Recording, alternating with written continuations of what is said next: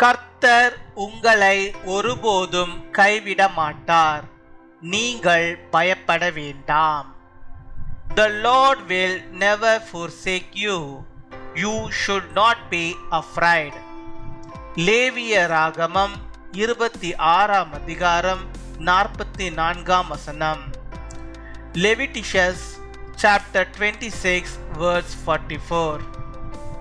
நான் அவர்களை கைவிடவும் வெறுக்கவும் மாட்டேன். நான் அவர்கள் தேவனாகிய கர்த்தர்.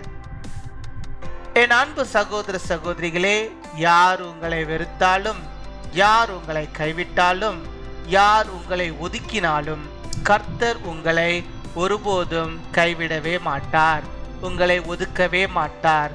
உங்களை ஒரு நாளும் வெறுக்க மாட்டார்.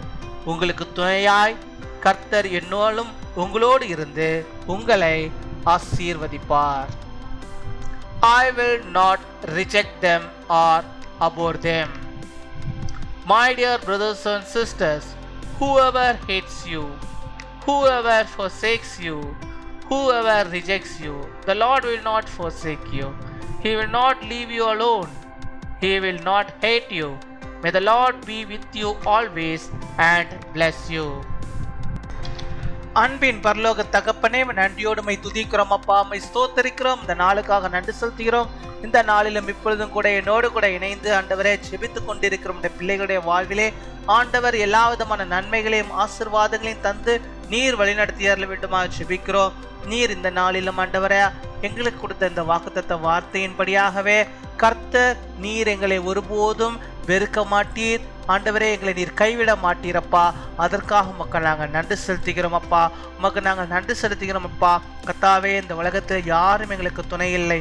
எங்களுக்கு துணையாக இருப்பவர் நீர் ஒருவரே ஆண்டவரே.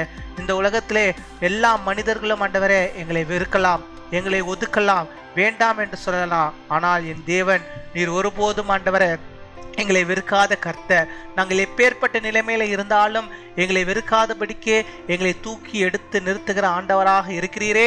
உமக்கு நாங்கள் நன்றி செலுத்துகிறோம் ஆண்டவரே. நீர் பாவங்களை வெறுக்கிறீர், ஆனால் பாவிகளாகி எங்களையோ நீர் நேசிக்கிறவராக இருக்கிறப்பா.